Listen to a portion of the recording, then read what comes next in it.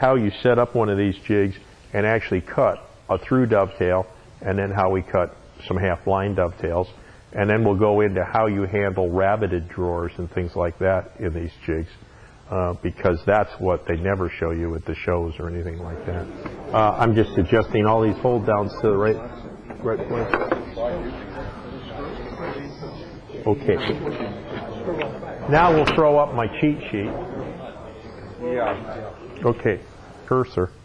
You can see here stock thickness, and that you use a certain cutter, a certain straight cutter for you, and this is through dovetails. You use a certain guide bushing, and the A diameter is an important thing we'll go into in a second. But in the case here, we have stock that is between 3 and 5/8.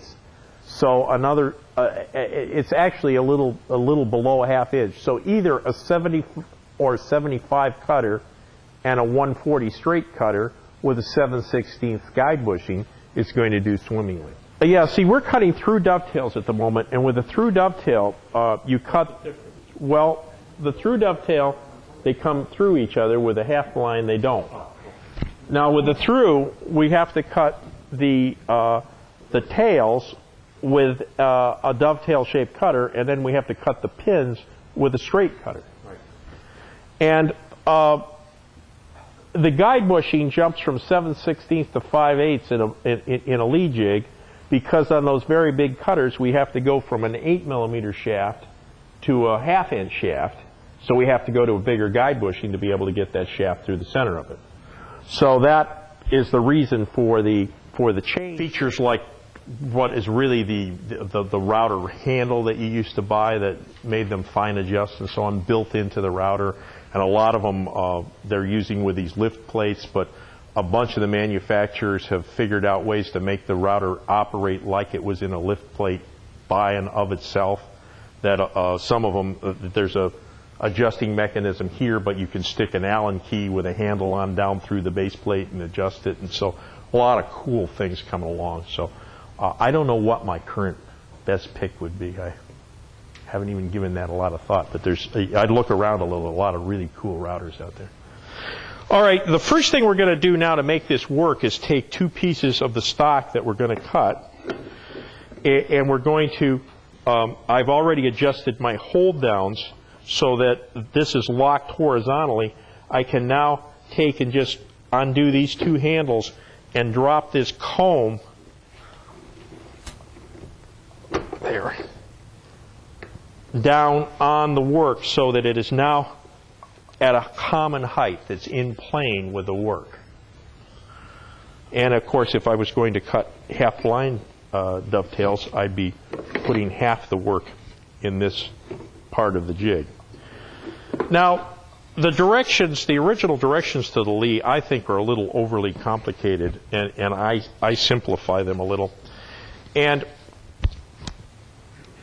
in machine woodworking, the face of the work is the outside faces of the work, by definition. And usually a true face mark is to make a little curly Q like that. Let me make it with a black magic marker so it's quite readily visible.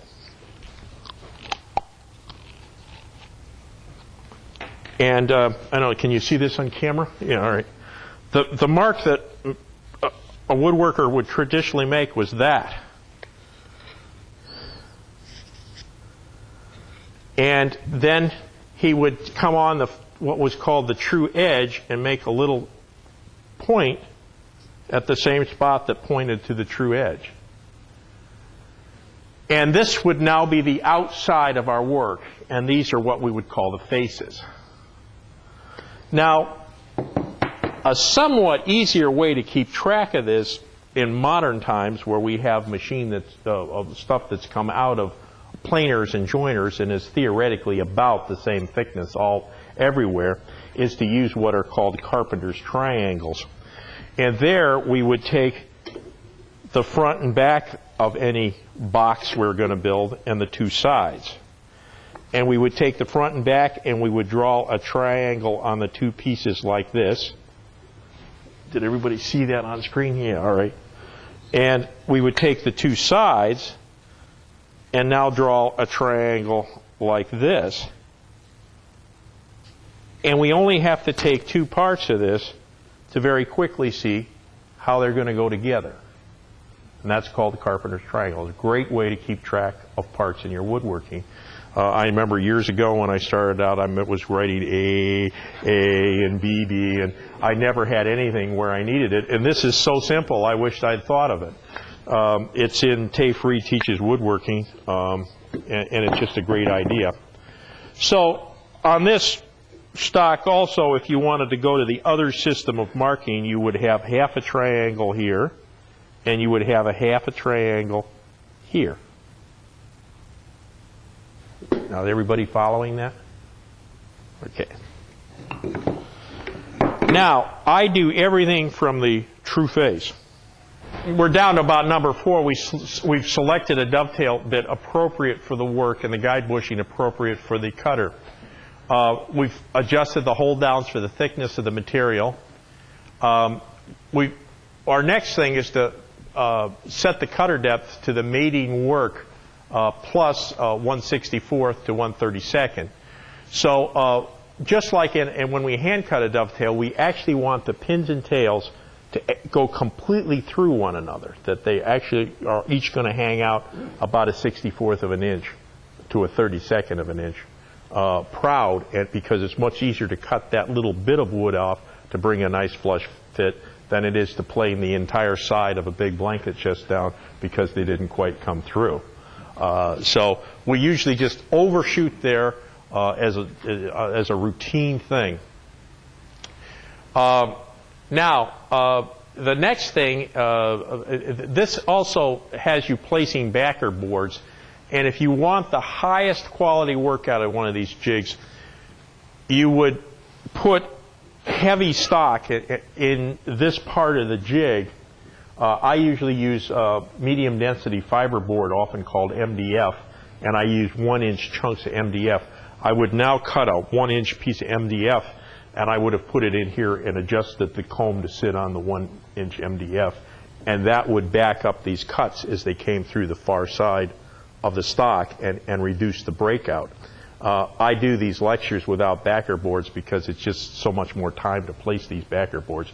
But if you want the highest quality work, you have to use backer boards. If you go to number 8, the tail board, you place that in the jig with the face towards the jig and cut the tails, routing only in the middle of each finger. That's an important thing. And for the pin board, this is the only place with this jig that you put this face that we've just gone to a great deal of describing to you away from the jig.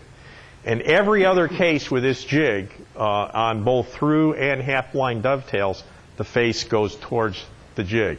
The only place it ever goes away is with the pin board in the through dovetail. So that's another good little kind of rule of thumb to remember, and one that on a lot of my jigs I have just the little phrase pin board. I have TD for through dovetail, pin board away. And I can look at that and I know that that's the only time that that happens, and every other time I'm going to put the face towards the jig. I'm going to put the tails in the longer board. And remember, the pin board is the only place where we put the face away from the jig. So we're going to take this face and put it towards the jig, just like that. You should not really force these handles, and you shouldn't turn them to where you lock it like this and unlock it like this. You should adjust them to you. When you bring this down, it gets a real nice squeeze, and you want them somewhere like this away from the work. You don't want them coming towards you. And if you push this down and turn this little block under it 90 degrees, it changes the adjustment 1/2 of the thread pitch, so that you can change really the equivalent of turning this 90 degrees by flipping that little toggle under there. Clever design. We would now adjust our icons to the right place. We're cutting through dovetail tails. That's great.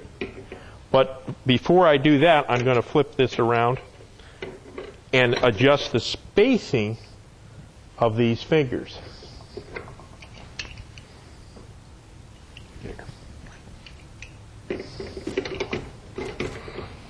And I have to do this from this side because the screws are on this side. Now, this jig, as do most Canadian products, use Robertson drives because the Robertson drive was invented by a Canadian, and I'm quite proud of this. And it is a great way to drive screws to get the right dovetail spacing. And I could have a half pin at each edge with none in the middle. I could have one here. I couldn't quite fit another one in there. If it was a bit wider, I could have 2 full pins and a half pin at each edge.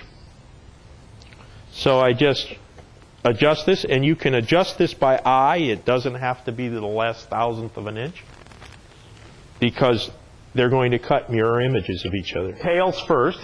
We simply take the router now, and we're going to,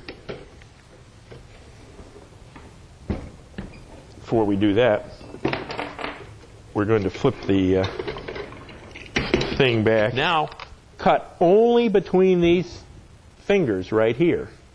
Now, in the manual, especially if you have a little bit wider spacing, it is possible to actually get your guide bushing in there and cut in the wrong place. Well, the manual will show you how to put little blocks of wood in there so that doesn't happen. And you may do that for a week or so, but you'll quickly dispense with that annoying thing and simply just cut in the right place.